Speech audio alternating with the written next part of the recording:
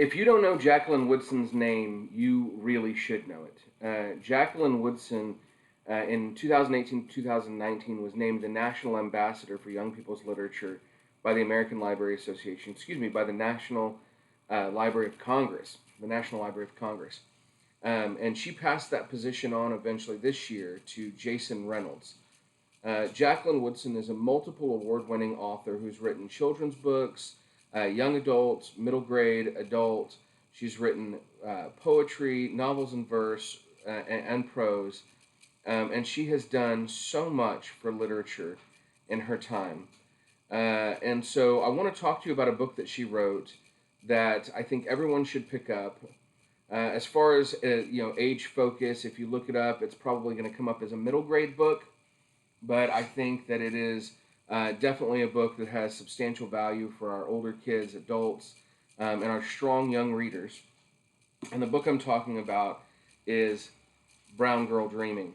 Now, Brown Girl Dreaming is a National Book Award winner. It's a Coretta Scott King Award winner. It's a Newbery Honor book.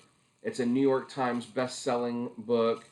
And one of the things that I love about Brown Girl Dreaming is that this is it's a memoir, it's a biography, it's somewhere in there, I'd say probably more of a memoir, written in verse. And I have fallen in love with novels and books in verse.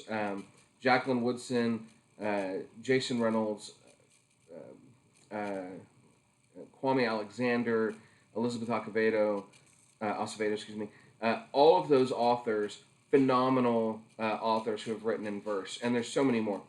This book follows Jacqueline's life growing up split between South Carolina and New York in the 60s and 70s.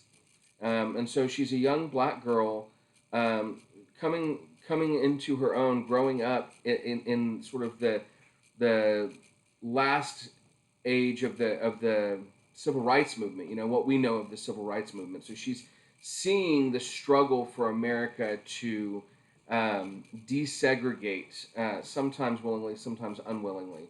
She's seeing the hostility of racism as it's being forced to change.